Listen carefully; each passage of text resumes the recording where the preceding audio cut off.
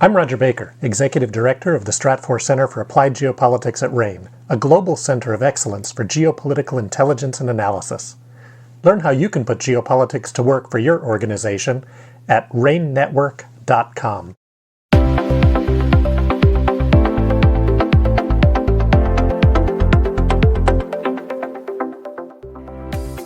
Welcome to the Beyond COVID podcast from RANE Network. In this podcast series, David Lawrence, co-founder of RANE, speaks with Dr. Fred Southwick, an infectious disease specialist at the University of Florida's College of Medicine, and Dr. Bill Lang, an expert in public health responses to biological incidents, about the current state of the COVID-19 pandemic. Let's listen in on this week's conversation. Fred and Bill, once again, thanks for spending some time. Obviously, we're no longer reporting on a weekly basis, so it's been a few weeks. Coincidentally, the CDC just came out with some new guidance because COVID is still going around, and maybe you can take a few minutes to explain the guidance and sort of the advice that you are in turn giving to your patients. Fred, do you want to start, and then over to Bill? Sure. I am aware they just came out today. One of the problems is, one of the good news is that in general, there are very few patients being hospitalized for COVID, and that even though a fair number of people are getting it, it's mimicking, it seems more like the other coronaviruses in that it's relatively mildly severe upper respiratory infection without any significant hypoxia or serious clinical problems. So the question comes up, should these patients all be quarantined for prolonged periods of time now? What about work? And the CDC has become more realistic as the severity of the disease has gone down, and now is recommending 5 days after the onset of symptoms, if you're asymptomatic, that you can return to work wearing a N95 type of mask. I think this is reasonable. The concern I have is that, in my experience, the antigen stays positive for much more than 5 days after symptoms end. In fact, I personally had a nasal swab that was positive for 12 days, and so I think it might be considered supplementing this with nasal antigens. But Bill will have some ideas on this. Yeah, my thought has been, as Fred said, this is acting much more like so many other routine viruses that are out there, including the other 4 coronaviruses. This has become the coronavirus number 5. People may remember that we talked about that of the other 4 coronaviruses. There was an outbreak that was very, very similar to what we had with COVID, a coronavirus that killed a lot of people quickly, or a virus that was too early to know whether it was a coronavirus back in the 1880s. And it did the same thing. It lasted about 2 seasons, killed a lot of people. Then it was still around. They were able to determine that the virus was still around, but it just kind of blended into the background, and it became just another coronavirus. So now we have these 5 coronaviruses. And what the CDC is saying is they've actually gone even beyond saying that you can go out after 5 days. They're saying that if your symptoms are mild and you don't have a fever, or it's been more than 24 hours since your last fever, you're free to go.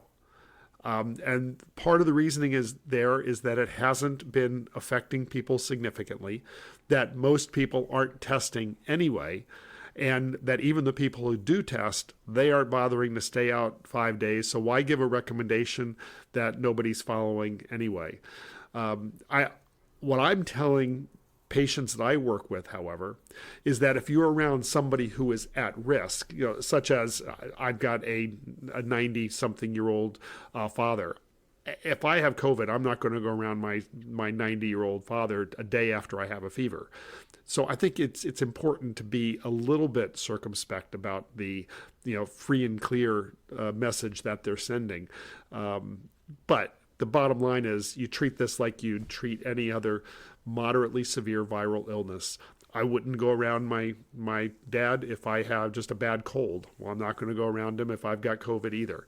So that's the way to think of it. It's basically just like any other bad respiratory virus at this point. So, first of all, I think that's an important point, and I'd say, Fred, because you and Bill have always inserted a great deal of common sense, I'll call it common courtesy, to your protocols. So, can you talk a little bit, because I think we're seeing less data around COVID these days, and whether that's because of the reduced hospital rates or, but they're, it's clearly still going around. Maybe you can comment on the state of the record and state of data. Well, in terms of data in regards to COVID, there essentially isn't any. The best data that we've had for really the past year or so has been sewage studies, but even the sewage studies are not finding that they're corresponding significantly to clinically significant outbreaks anymore. So it's even those studies aren't good. So what I find is actually more helpful is following the influenza-like illnesses. That is a report that's available. It's FluView is what looks at influenza-like illness reports around the country. And what we're seeing in FluView is that we have in fact peaked out. That rates of flu are in fact decreasing. Of flu-like illnesses, which would include COVID, are decreasing both clinically, and then flu itself is decreasing in laboratory studies. So we seem to be through flu season. The one caveat is that some years there is a rebound in late March, early April. It's not uncommon to see that rebound, but we're not seeing anything yet. Things peaked this year right around the first of the year, which is a little bit earlier than usual, and it's been pretty flat ever since. No, I agree with Bill. It's in our hospital now, it's just faded into the background. It's just another virus. So I think that's why nobody's following it very closely anymore, because the severity of the illness is relatively mild, and it's usually incidental finding. In our cases, I was just on the wards last week, and we had a couple that had turned positive, but we just wore masks, and there really wasn't any big concern. The one area that I did find that the COVID did have an impact, we had a patient with Alzheimer's disease who suddenly got much, much worse, and there was a vague history of fever, but it turned out that the reason the patient suddenly got more confused and disoriented was he got COVID. And when we did the respiratory panel, we found that out. We treated him with remdesivir, but after about 3 or 4 days, he was back to his normal self. Okay, and just we went to the flu. National news was filled with reports of this very contagious norovirus that is going around. Certainly we're getting it here in the Northeast, and I have clients in the Southwest who are also experiencing it. Do you have any insights about that and the types of precautions people should be taking, and if they do get it, what they should be doing? Norovirus has been around forever. There's nothing about norovirus that's really changing. It is incredibly infectious for people who are in close quarters. So that includes living facilities where people are together a lot, such as nursing homes or even daycares, or where it's most famous for, of course, is on ships. It is the only way to put it is what it is. It's a fecal oral transmitted disease. So it gets transmitted because people are having illness and not washing their hands well enough. There is some thought that it may be slightly airborne, not airborne as in you cough it out, but airborne because when you have bad diarrhea, when the toilets flush, it can create a cloud of these little tiny viral particles. But it's handborne. So it's incredibly important that if you're around someone with any kind of GI, especially diarrheal disease, make sure they're washing your hands, you wash your hands, use hand sanitizer, especially before you eat. But this happens every year. We are seeing an increased rate of it right now in large parts of the country. But it's, other than taking good care with your hand hygiene, especially if you're sick, it's not I never want to say a disease is not dangerous, because people who are otherwise ill can have big problems with it, but it's not a major thing to be concerned about.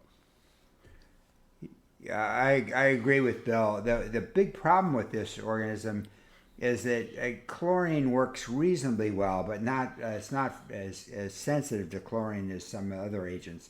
So it can be on high concentrations on surfaces, and I think it can last several days and still be virulent. So that's the problem. It's really hygiene, surface cleaning, unlike the coronavirus, where COVID-19 cleaning surfaces was not fomites and contaminated surfaces was not a problem. When it comes to norovirus, that is the major mechanism for spread. And on cruise ships, it was the smorgasbord, everybody going to a common source, picking up foods and spreading the virus through the foods is a major problem in that group. And the utensils were right. Those are the big vectors. So at this time of year, if you're in an area that has a norovirus outbreak, you might want to think twice before going to a salad bar or that type of serving setting. Right. Yeah, Bill, one other thing in reading, David. The other thing, go ahead. David just sent us a little article from the Northeast. Apparently, this is a hyper-virulent form, which really is giving very fulminant nausea, vomiting, and diarrhea. So the problem you get into really with young children and with the elderly is dehydration. So I think the better part of valor is, if you get this and you're at all debilitated or a young child, you want to make sure you see the physician early for the possibility you may require intravenous hydration. I think the standard protocols, at least the ones I saw out of the Mayo Clinic and Hopkins and such, is obviously as you say, Fred, the risk of dehydration. So continuing to take in water, small sips multiple times, ice chips, but also, as you said, with kids, very important to consult a physician early because of the risks, particularly to children. Fred, I know you're, I think in Florida, the issue of measles is coming back, and maybe you could take a minute or two to talk about that disease and what's happening in Florida and what, the best advice you have. We have a number of clients who've actually raised this question. They're based in Florida, so they've asked if we could address it. Anything you would like to share with the audience? Well, measles is more infectious than SARS-CoV-2 by an order or two of magnitude. If you're in a room with somebody that has measles, it's after very short exposures, you are at risk of developing it. So vaccination is critical in preventing this disease and keeping people who have it from coming into a closed environment, because those people, anybody that's not vaccinated, will become sick. So unfortunately, Florida has become the anti-vax state, thanks to our Surgeon General, who is denigrating all vaccines. And in fact, he's not emphasizing the measles vaccine. He certainly has been actually scaring people about the mRNA COVID-19 vaccines. And so I think this on top of, and I think a fair number of children, particularly in certain religious groups, are anti-vax, and those are the children that come in and spread it for those that are unvaccinated. Fortunately, the area where this has happened, the vaccination rate is over 95% among children. So it has not had a big impact. And last time I read there were like 10 to 15 cases. Bill may know better. But it hasn't been an impact. But it's a particularly dangerous situation and emphasize the importance of school vaccination. So the one other thing, I do a lot of travel medicine, and so something I'm always telling people with travel medicine, because overseas there's always measles popping up overseas. If you were born before the early 90s, and it varied by state, but it's basically the early 90s, you only got one vaccine. You got MMR, measles, mumps, rubella vaccine was done at roughly 15, 18 months of age, and that was it. It was only in the early 90s that a second MMR was included. What they found was that over a period of about 10 to 15 years, with a single MMR dose, immunity drops. So it's believed to be important to have at some point in your life a second MMR. So anyone who is older than about 34, 35 years of age should check and see. And if in doubt, then it's not a bad idea to get a second MMR vaccine. The second one is good for life, but you need two. Okay, once again, some great advice. And, Fred, one thing I will say, measles is not necessarily top of mind, but because of the efficacy of the vaccines, and I assume, Bill, both you and Fred remain in alignment around the general efficacy of the vaccines that are being prescribed, including, obviously, the COVID vaccines. So I just always like to circle back to that question. Absolutely. It's very interesting.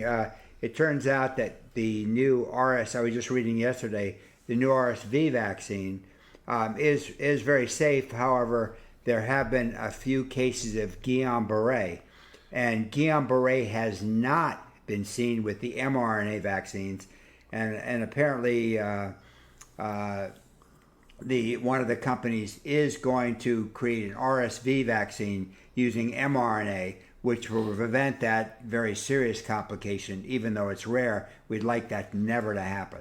So I think that further supports the safety of mRNA vaccines and what a step forward they really represent. Bill, I assume you concur with that as well. I do concur with the safety. I'm still not pushing hard on being an annual up-to-date vaccine. This, without question, the CDC recommendation is that everybody should be up-to-date with the bivalent vaccine. So that is the recommendation. I feel like everyone should have a complete series plus one booster, and the disease has become so prevalent in the United States that essentially everybody, when they look at prevalence studies, essentially everybody has been exposed. I don't know if that the additional boosters are adding that much at the margin, except for people who are at high risk. I talked about my father before. I've encouraged him to get a booster and stay boosted. But for young, healthy adults, I'm not as convinced. I agree with that, Bill. And but it should be pointed out the CDC just recommended that for this spring, those over age 65 should get another booster for COVID-19. And I think certainly in those that have any underlying disease, that's a good idea. Yeah, I agree, because I think that even though the mRNA vaccine is a very exceedingly low risk vaccine, there is some risk to it. For a young, healthy person, there is incredibly low risk to getting the disease at this point. So we're not saying that there's a risk to the, I'm not saying that there's a risk to the vaccine, so you shouldn't get it. I'm saying it's like anything else. You have to look at the competing risks. And right now, for young, healthy adults, the risk of acquiring and having a bad outcome with COVID is really exceedingly low. And I think, in my opinion, and that's just my opinion, CDC apparently does not share my opinion on this, that I think the vaccine risk is comparable, if not a little bit higher. But the data on it is unclear. All right, I want to, just in closing, switch gears to a topic that a lot of our audience have raised with me in some of their emails, which is, what are we doing to monitor the landscape to make sure that if there is a potential epidemic or some serious health risk, we'll actually be able to know about it sooner, and we'll be able to hopefully have a non-political and very medical and scientific response to it. What are we doing, and how are we sort of incorporating maybe some of the lessons from the pandemic? So a national treasure that is what is typically underfunded, but they still do an incredible job, is the Epidemiologic Investigation Service of CDC. The EIS is a very good organization. They have people, U.S. Public Health Service officers, stationed domestically and around the world. They are constantly scanning the whole world for evidence of infectious outbreaks.